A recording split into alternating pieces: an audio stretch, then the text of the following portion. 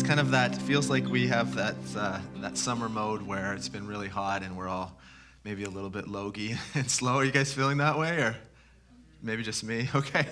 I don't know. Now that the kids are not in school, we've been staying up so much later because if I have to get up for work, that's fine because we're not worried about them in the morning, like lunches or catching the bus or anything. So it just feels like certain mornings, and this was one of those mornings. But anyways, glad to have you here. It was good to have some time off last weekend from meeting. I know a lot of people did fireworks and different barbecues and things. If you're looking for a great place for fireworks, John and Heather Barnett have a place near their house, which is like the gold. Oh, is that a secret? Oh, I didn't know it's top secret. Well, there's only like 8 of us here, so it's okay. So anyways, I may or may not have been at fireworks near the Barnett's house. It's in Etobicoke, so you don't want to go. Anyways, I hope you had a good long weekend last weekend. For the summer, good morning, Tate. So glad you're here. We wanted to keep all the kids in, and it was an idea that we just thought it would be great to give all our kids workers a break for the month of July. And so don't worry if kids make noise. We're going to try to do something to get them involved. I'll try to keep my teaching shorter. And we're just going to see how it goes and just have a little bit of a smaller gathering. Many people are away, so we're just glad you're here, and the kids will get kind of rolling. But don't worry about noise. I know Keely has some activity sheets, so if any kids need anything like that, please speak with Keely. But we're going to look at a story that might be familiar to many of you, or maybe it might be the first time you've heard it, but it's kind of one of those like classic Sunday school stories. It's where Jesus feeds the 5,000. And so we're going to look at that. It's the only one of the miracles that's in all 4 of the Gospels. So it's in Matthew, Mark, Luke, and John. They all have a different recording of it. Some different minor details, but we're going to kind of cut and splice and use different accounts together. But we're going to talk about that this morning. Before we jump in and read it, I just want to share, I don't know what your first job growing up was. My first job was at this restaurant called Golden Crisp Fish and Chips, I think. So it's not a great picture, but this is a picture of the front. It's at Jane and Weston Road. I think I've told you guys about this before. It leaves no doubt as to what they serve because they just want everyone to know it's really only fish and chips and then those really gross things called mushy peas, which I don't know why people love those. Oh, John loves those. It's a British thing, is it, John? Okay, man, the crock pot of mushy peas was like the horror. Anyways, so I got that job in grade 9, and my primary, you get the job, all the jobs in the restaurant that no one wants to do. You clean the bathrooms, you mop, you do everything that no one wants to do, the dishes, all those kinds of things. In the beginning, I was doing a lot of dishes, and then I by accident put like Sunlight dish detergent for the main sinks into the commercial dishwasher, and then flooded soap all through the restaurant. So then quickly they then moved me downstairs where I was making fries. So it's just like big potatoes, and you just jam them through this cutter, and all day long I'd just be making French fries. And whenever they needed more buckets, they'd yell down to the basement where I was, Matt, more fries. And anyways, I worked there for about a year. One of the grossest things, though, is that when they were getting ready to do the big cuts for the fish, they would tell me, Matt, can you bring a certain number of fish out of the freezers?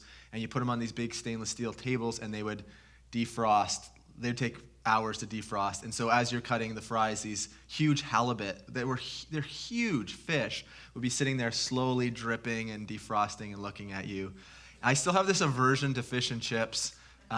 I was out in Newfoundland with Dave with Reunion St. John's, and there's this famous fish and chip place, and he was like so pumped to take me, and I was like, oh man, because all I can remember is like grade 9 year of fish and chips.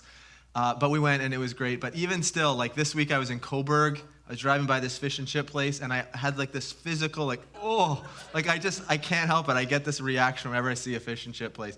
It was a great place to work. They treated me really well, but you're just around it so many times. So as we're reading today, we're kind of looking at this fish meal. There's something about that to me that just is a little bit, But anyways, it's this really great story. If you have your Bibles, grab them. Matthew chapter 14 is where we're going to start. And we'll bounce around, like I said, to some of the other Gospels. But this is kind of a big fish feast that pops up. Again, like I said, all the Gospels record it. So I want to read it. We're going to talk about it. We're going to get you talking. We're going to get the kids involved a little bit. See how this all rolls. But let me begin reading. And so this is Matthew chapter 14. Beginning in verse 13, it will be on the screen as well for us. It says, when Jesus heard what had happened, he withdrew by boat privately to a solitary place. Hearing of this, the crowds followed him on foot from the towns. So when we start here, it says Jesus heard what had happened. This is making reference back to his friend and family member John being killed and murdered. And so Jesus wants to now withdraw. He's been around people a lot, but he just wants to pull out. I think we all kind of want to do that. We want to get away, pull out from the people and the busyness when we have something to mourn or a loss like that. I was recently with a friend who just lost someone really, really close to them, and they were in a job that required them to be in front of people all the time. And they were just sharing with me how difficult it was to be mourning and grieving, but having people and kind of having to be on. And I think Jesus he kind of pulls back from the crowds in this point. I would think just to kind of get out of the way. So he wants to go to a solitary place, but people are constantly following Jesus. As you read the gospel stories, people are always seeking him and trying to find him out. So then it says in verse 14, when Jesus landed, he saw a large crowd there, and he had compassion on them and healed their sick. In Mark's gospel, it says that same thing. He says he had compassion on them because they were sheep without a shepherd, so he began to teach them many things. So even though Jesus wants to get away, his personal kind of preference would be on my own. I'm grieving the loss of someone I care about. People find him. He arrives in a new place. There's all these people there. So his heart is kind of soft to them, and he begins to teach and to serve and to heal and to look after them. We continue in verse 15. It says, as evening approached, the disciples came to him and said, this is a remote place, and it's already getting late. Send the crowds away so they can go to the villages and buy themselves some food. So I've shared many times I have an older brother and a younger brother, 3 brothers in our house, not like the Bissett family with 4 boys, right? But we had 3. And my parents, once we hit like high school zone, would say, hey, we love having your friends over, but can you not always bring them over at mealtime? I don't know if you've ever had that conversation. But we had that. Like, do your friends always have to show up when all the meals are happening? Particularly at lunch, all of our friends would come back. Our high school wasn't that far. And we'd make all kinds of food, leave the kitchen a mess, go back to school for the afternoon. And my parents were always like, do you not, please don't always, maybe a couple times a week, that's good, but every day feeding all these teenage boys is just ridiculous. Like, there's no way on a fixed budget we can do that. In this instance, it's interesting as the day is progressing, as Jesus is working and healing and serving people, as it's getting late, the disciples are moving to the practical side. They're recognizing, wait, we're in the middle of nowhere. We don't have any food to feed these people. The best bet is to send them all off on their own, let them all look after themselves, find some surrounding villages, let them find the food they need, which I think is a pretty practical idea. It's like, let's just tell them they need to move on and find their own food. In John's gospel, he records this really interesting detail. He says, Jesus asks Philip, one of the disciples, he says, where can we buy bread to feed all these people? So Jesus' question to Philip in that moment is, wait a second, how can we solve this hunger crisis that's going on right now with all these people? And then let's keep reading in John's gospel. We're going to flip over now to John. So in John chapter 6, Philip replies to that question. He says, even if we worked for months, we wouldn't have enough money to feed them. Then Andrew, Simon Peter's brother, spoke up. There's a young boy here with 5 barley loaves and 2 fish. But what good is that with this huge crowd? So they're identifying, hey, we have a little bit of food here. Someone has some food here. There's this young boy, this young man with some food here, 5 loaves and 2 fish. But with all these people, like that's not even going to make a dent. So what is the point? Okay, so here we go.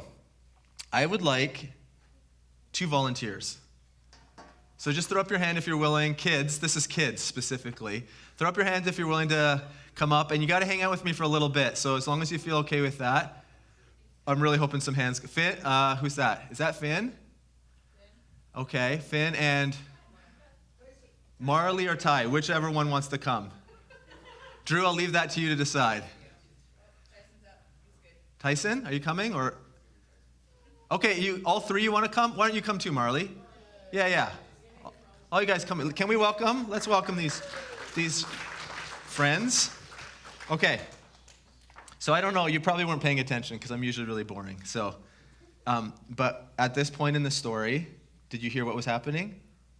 No, it's okay. So what happens is there's all these people, and the day's getting late, and they're really hungry, but they don't have really any food. But then they find out that there's this young boy who has 5 loaves of bread and 2 fish. Okay, so that's where we are in the story. Okay, so I'm going to need your help here. So hold right there. Pause. Make sure my shorts are up enough here. Okay, so I'm going to need some help here. I'm going to need a bread holder. Who's willing to be a bread holder? Who wants to do it? Okay, So Finn, we're going to start with you. You got to hold all 5 of these, okay?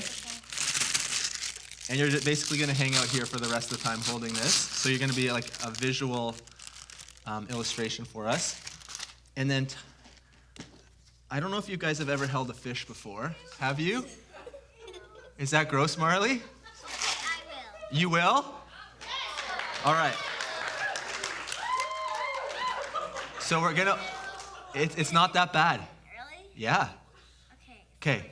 It's not that slimy. It's just cold because it was in ice. You want to hold that for me? You're doing great. It's all you. Don't drop it. Don't drop it. And here's one for you, Ty. Ooh, yeah. Okay, I don't know what's coming out of his mouth, but he's got something going on there. He's ready to like have a meme or something right there. I don't know what's going on. Okay, you guys stay right there. Okay, you're doing amazing. I wish I was a bread form. Okay, so here we go. So, Finn, you just take a step up right there, and Ty, come here, and Marley, spin. Okay, and I'm just going to wash my hands real quick before I touch anything else. I brought Lysol wipes, parents, because I mean, I'm not sure if you're supposed to use these on your skin, but that's what we're doing. I know, but it's all I could find this morning. So I'm clean. How bad can it be? Okay. They haven't been used in the bathroom, like they're clean. It is real. Yes. Okay, I forget what kind of fish that is. It's some kind of mackerel or something. It was the cheapest ones at the superstore. So, okay, so here we are in the story. So, do you remember what I was saying? Okay, a young boy, there's all these people, and a boy says, or somehow identifies himself and says, hey, I got 5 loaves of bread, and I have 2 fish. But the disciples are like, wait, that's not really going to do anything. Look how many people are here. So that's where we're going to pick this up, okay? Tate, you still tracking with us? Yeah? All right. Here we go. So then, so it does say there was 5,000. And most people would say that was in Matthew's gospel, it says 5,000 men. So then you can debate, well, how many, if they're just counting the men, because in that society they viewed men as way more important. They kind of only did that. We're not trying to tip into that, but we're trying to think, how many people could there have been? So estimates will range anywhere between 10 and 15,000. So I was thinking, well, what illustrates well for us how many people that is when we think of 5 loaves and 2 fish? You guys hanging on okay? If at any point you want to do a switcheroo, you can pass back and forth. It's totally fine. So then I thought, well, summer is a great time because it's also concert season, and outdoor concerts is one of the markers of summer for us, like the Budweiser stage. So Ty, I saw that you were at a concert this week, right? So I have a picture here of the Budweiser outdoor stage. So this is about 15 to 16,000 people. So it's kind of a good visual. I couldn't get 15 or 16,000 people to show you up here, but this is basically what we're talking about. So down in Toronto, if you're going to see concerts this summer, and you're hanging out in the cheap seats on the grass or in the kind of in the bowl area, this is about 15 to 16,000 people. So this is where Ty was for a concert this week. So there's this many people. So again, with the disciples saying, wait a second, there's not really enough food because they had 2 fish and 5 loaves of bread. Do you think this could feed that many people? Well, we could chop it. You could chop it.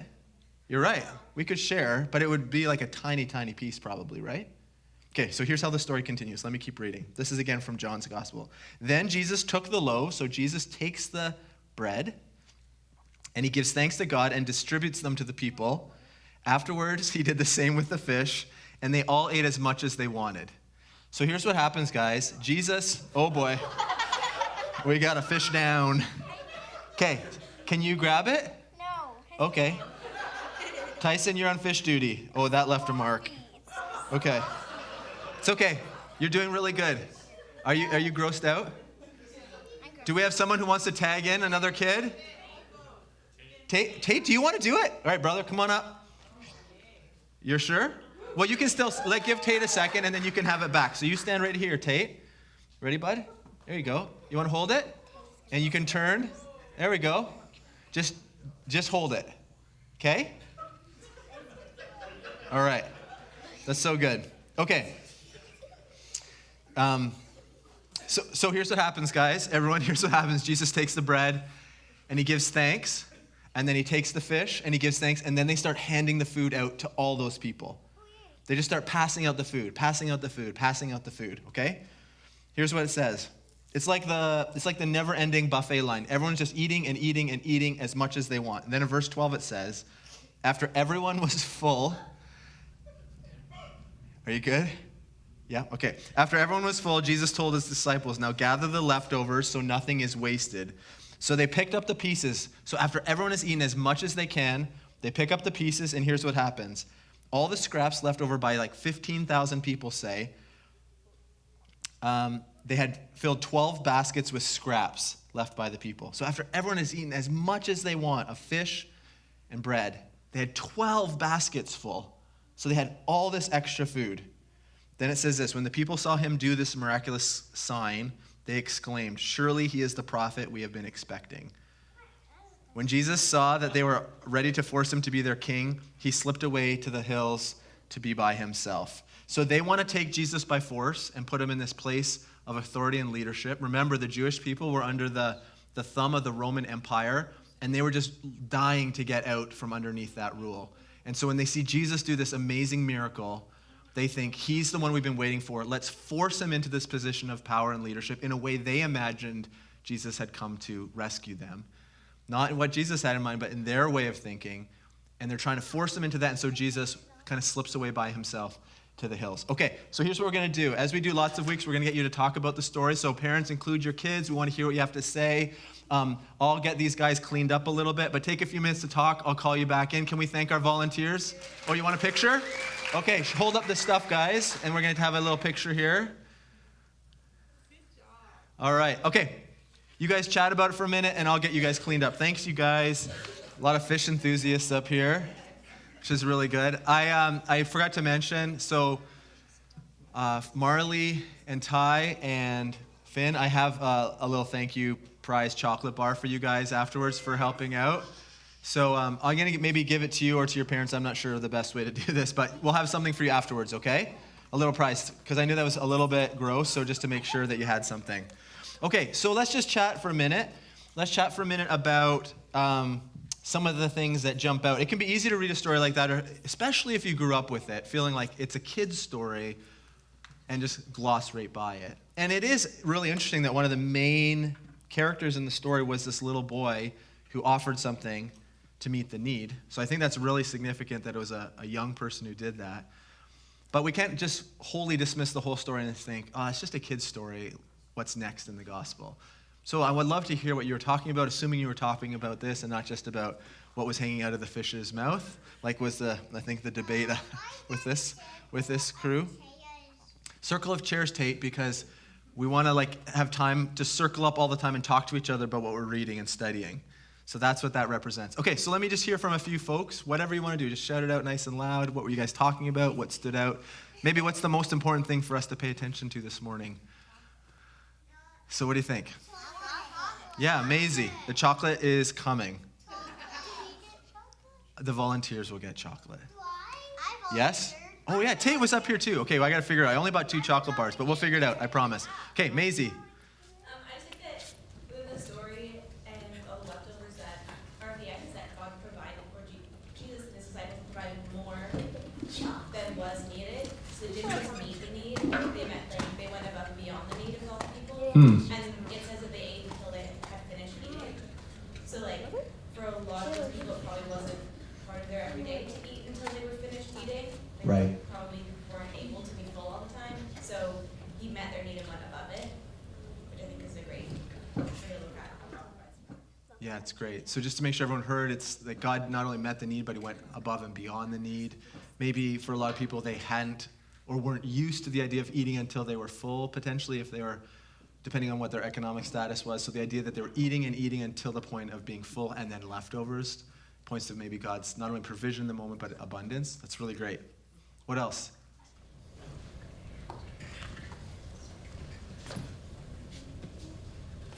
Yeah, Heather. I think that when you say it's easy to see it as a kid's story and then not fun, I find that it's those stories, as kids, if you grew up in a church, it's one of those stories you hear, you cycle it away in your brain, these little details, and you don't really question it. So then you read it as an adult and the wheels sort of come off. Well, what about? Where did the baskets come from? What did this happen? How did this happen? And it just sort of comes off, but then it's a good exercise to sort of like just pull back and see like, and just feel the feeling you had as a kid of like, wow, cool, like that, instead of like picking it apart and doing all those exercises, I like these sort of moments where you just like, you can go back to sort of the feeling that you had as a kid, and it was just a really cool story, and it's like, yeah, of course Jesus fed people. Yeah. Of course he loved people enough to do that, like, so I like that feel. Yeah, I think that's great. I think it's really true that as we get older and become adults, that we tend to think more analytically, and we try to rationalize and try to figure every detail out. And I don't think following Jesus means we shut off our brains. I think it's really important for us to be thinking and digging in kinds of people. But I also think that getting in touch with our feelings, that if God has created us to be whole beings, our emotions and our feelings and our spirits and all these things come together. And so I do think it's awesome that for some of us, maybe it's a bit nostalgic if we've heard it before. For others, especially if we're hearing it for the first time, it's a sense of, okay, so what does this even mean? And we want to think it through in the detailed kind of analytical way, but we also want to try to place ourselves in that position of what would that even been like? And if that did happen, if we're saying, okay, that did happen, what is that saying about a God who comes and even in his heartbreak extends himself and provides he provides a meal. Like that in the moment, he's like, let's make sure everyone's fed, which I think is really, really cool. Mackie, you got an idea? No? Okay. If you do, you can. Anybody else? Yeah, Kyle. I was just going to say, it's sort of neat, sort of going on that thought of this idea of a childlike faith, and how the disciples and the people who were around Jesus, they had their ways of saying. They were so quick to say, how is this possible? This isn't going to work. Yeah. Thing, then the child comes up, and I think for us too, that's such a practical way to say, okay, how are we trusting God? How are we coming to God with expecting God to work? But then I also think it's so interesting just with the theme of food and something that reunion in our culture that we talk about so much is this invitation to the table. We see Jesus inviting, Zacchaeus maybe one-on-one or small things, but then this is 16,000 people. He's inviting everyone. Yeah. Did you guys hear that? Enough? No?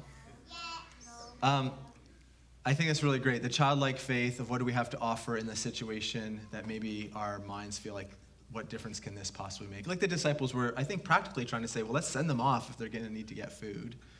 And the idea of like setting the table and inviting people around the table is part of who we are as a church, that we think God does really neat things as we share meals. So it's interesting that this, and Jesus met with people, like Kyle said, one-on-one or small groups, and also this huge outdoor festival party of food, which is really interesting. I think those are all amazing points. I just was thinking about it again. For me, it's like, it is one of those stories that I have to force myself to sit in for a little bit. So for the last 10 days or so, I've been just kind of thinking and praying this thing through. And at least for me, where I'm at, I think about the ways that I think it's a pattern for me, but I can limit who God is and what is possible with God. I put these limits on God. I started thinking a little bit more about what are the ways that we can, or maybe I limit God. So I think the first one is I limit what I think God can do. So Jesus has just been doing all these amazing miracles, healing people, doing all these incredible things. And it's interesting that the disciples' first instinct is, let's just send them away. We can't figure this out on our own. The solution is just to kind of get them out of here. I think we can be in the place where we limit what we believe God is able and his potential. I think we do that in all kinds of ways in our relationships, if things are struggling or broken down, work environments, finances, interpersonal dynamics, whatever's going on, the struggle. I think maybe just me, so I'm not trying to project, but I think there can be the potential for us to limit how God might show up and be involved in that situation. And we almost train ourselves to box ourselves in, there's no way out of this. This is all we know. So we put limits around ourselves and what is possible, what we believe is possible for God. I think it's also interesting that on that whole idea of limiting God, that I think there's a potential for us to also limit what we make available for God and give to God. So it makes me think of, again, not to try to beat it to death, but who else had food that day? Did everybody show up without food? Was this one young man the only guy who showed up with something to eat? Because probably when he left in the morning, he thought, I have at least some food to eat today.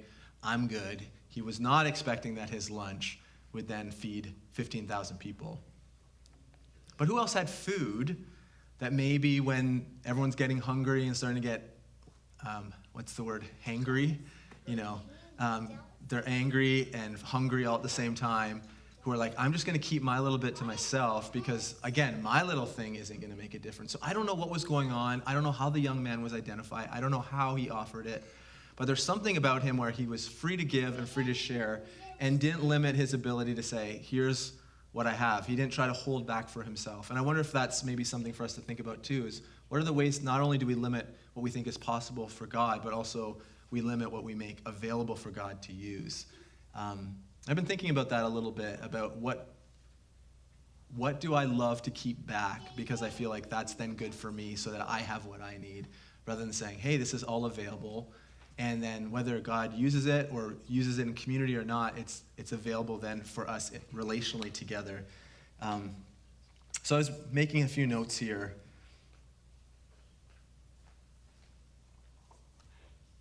So when we offer our small and seemingly insignificant gifts to Jesus, the thing will be for us to watch and see how he expands and moves. So we don't hold back or self-limit or cut ourselves out.